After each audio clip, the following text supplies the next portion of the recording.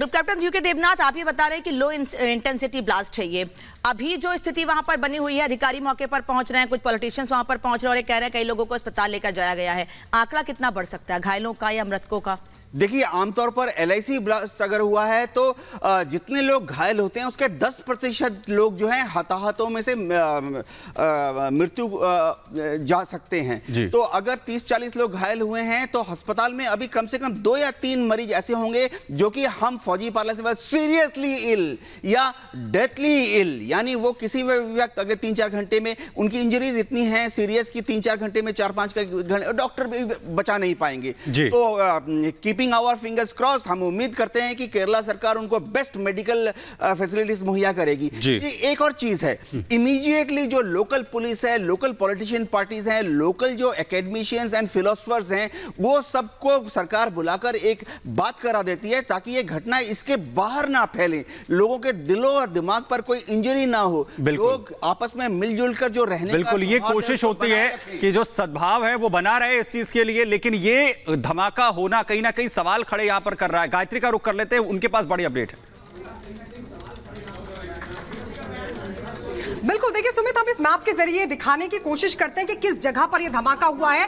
मल्लपुरम का मैं जिक्र जरूर करूंगी, ये मल्लपुरम है और यहां से ठीक 148 किलोमीटर का रास्ता। देखिए, कल मल्लपुरम से वर्चुअली हमास के एक शीर्ष नेता ने संबोधित किया था और आज ये धमाका, ये जामरा इंटरनेशनल कन्वेंशन सेंटर है जो आप देख रहे हैं मैप के जरिए। देखिए यहीं पर, ये मैं जूम इन करके आपको दिखाती हूँ, यहीं पर यह धमाका हुआ। कन्वेंशन सेंटर में बाकायदा प्रार्थना चल रही थी और इसी दौरान यहां पर धमाका होता है जिसमें एक महिला की मौत हुई है। प्रत्यक्षदर्शी ये साफ तौर पर कह रहे हैं कि विस्फोट हुआ, 3 आवाजें सुनाई दी है। तो सवाल ये कि क्या 3 धमाके हुए थे एक के बाद एक, जिसके बाद इतना बड़ा ये घटना घटी है? हालांकि वजह क्या रही ये साफ नहीं हो पाया। देखिए, मैं आपको एक बार फिर से जूम आउट करके दिखाती हूं कि मल्लपुरम की अगर हम बात करें, कल मल्लपुरम से ही भाषण दिया गया था। ये मल्लपुरम है, ये वो जगह है। देखिए, यहां से 148 किलोमीटर का रास्ता है, 148 किलोमीटर का डिस्टेंस है और यहीं पर वर्चुअली हमास के एक शीर्ष नेता ने संबोधित किया था, भाषण दिया था। बड़ी संख्या में लोग उसका भाषण सुन रहे थे और उसके बाद आज ये बड़ा धमाका हो जाता है। NIA की टीम मौके पर पहुंच रही है और अब पता लगाया जाएगा कि आखिर वजह क्या थी और क्या एक खास मकसद से इस पूरी घटना को अंजाम दिया गया था। लेकिन ये वही जामरा इंटरनेशनल कन्वेंशन सेंटर है, देखिए, और हॉल के बीचों बीच ये पूरा धमाका हुआ है जिसमें एक की मौत की खबर आ रही है, कई लोग जख्मी हुए हैं। लेकिन बड़ा सवाल ये खड़ा होता है कि आखिरकार किस मकसद से, क्या किसी खास मकसद से इस पूरे धमाके को अंजाम देने की कोशिश हुई थी? एक बार फिर से मैं आपको और जरा जूम इन करके दिखाने की कोशिश करती हूं। ये वही कन्वेंशन सेंटर है जहां पर ये पूरा धमाका हुआ है और प्रार्थना सभा चल रही थी और इसी दौरान ये पूरा धमाका हो जाता है। हालांकि जब ये प्रार्थना चल रही थी, बड़ी संख्या में लोग इस प्रार्थना में मौजूद थे।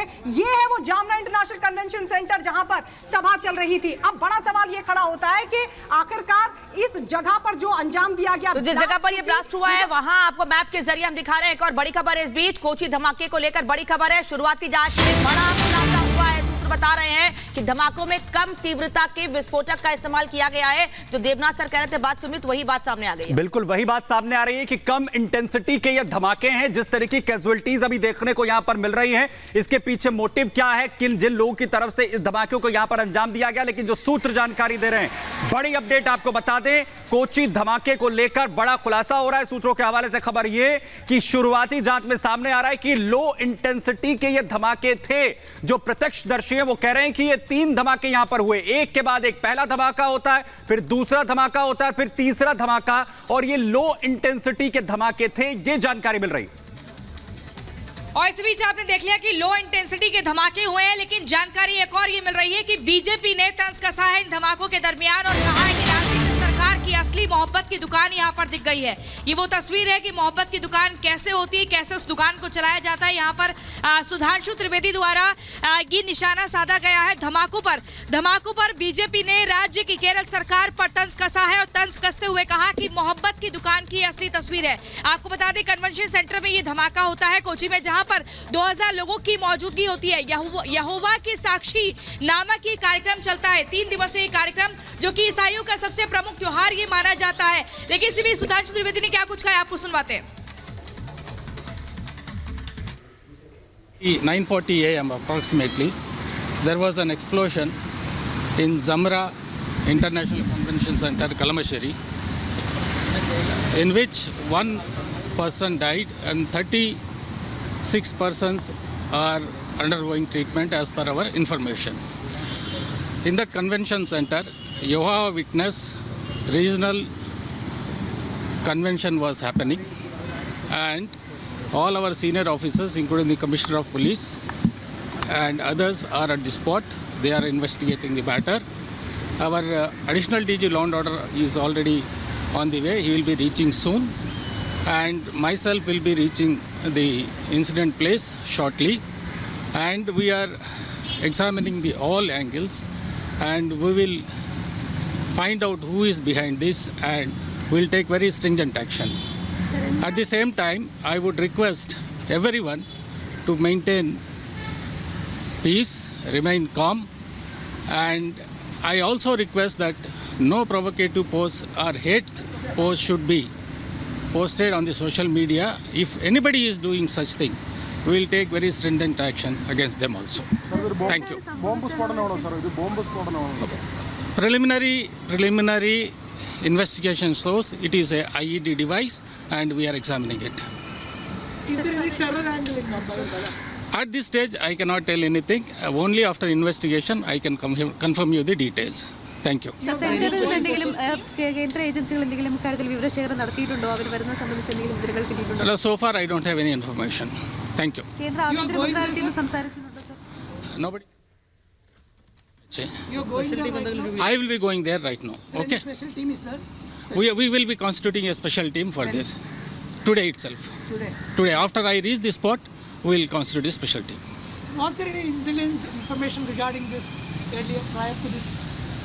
No specific information. Okay then. Thank you so much. अधिकारी मौके पर पहुंचे और वो बता रहे हैं कि थोड़ी देर में वो खुद उस जगह पर भी जाएंगे जहां पर ये ब्लास्ट हुआ है। उन्होंने मीडिया से बात करते हुए कहा है कि लो इंटेंसिटी ब्लास्ट है, पूरे मामले की जांच साफ हो जाएगी। और बड़ी अपडेट्स आ रही है लगातार कोची धमाके को लेकर, और पुलिस अधिकारी को जिस तरीके से आपने यहां पर सुना कि इस पूरे मामले की जांच एक तरफ जहां जारी है, वहीं धमाके के लिए केरल पुलिस की तरफ से कहा गया है कि आईडी का जो इस्तेमाल है वो यहां पर किया गया। ये बड़ी अपडेट दे रहे हैं आपको बताएं कि जांच जैसे जैसे आगे बढ़ेगी इस पूरे घटनाक्रम को लेकर खुलासा भी होगा। वहीं धमाकों पर केरल पुलिस का कहना है कि आईडी का इस्तेमाल इसके लिए किया गया। हालांकि बाकी इसके पीछे कौन है, किस वजह से धमाके को अंजाम दिया गया, इसे लेकर कोई स्पेसिफिक इंफॉर्मेशन नहीं है। मृतकों की संख्या बढ़ने की भी आशंका यहां पर भी जताई जा रही है, और ये भी कहा जा रहा है घायलों की संख्या भी बढ़ सकती है। अभी 30 लोग 35 लोग घायल बताए जा रहे हैं, जिनमें 10 लोगों की हालत बहुत ज्यादा गंभीर है, जिनको तुरंत अस्पताल लेकर जाया गया। उनमें से कई लोग ऐसे हैं जिनकी 10 लोगों की हालत बहुत गंभीर बताई जा रही है। अधिकारी कह रहे हैं पूरे मामले की जांच की जा रही है और जल्दी पूरी स्थिति साफ हो जाएगी। अब क्योंकि दिल्ली से केरल के लिए एनआईए की टीम भी रवाना हो जाएंगे।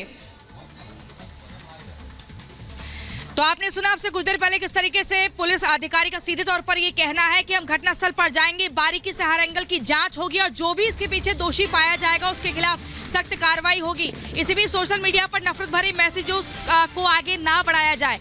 ब्रेक के लिए रुक रहे हैं, ब्रेक के उस पार कोची धमाकों के पीछे असली गुनाहगार कौन है, किसकी साजिश है, पूरी खबर आपको बताएंगे। आप देखते रहिए रिपब्लिक भारत।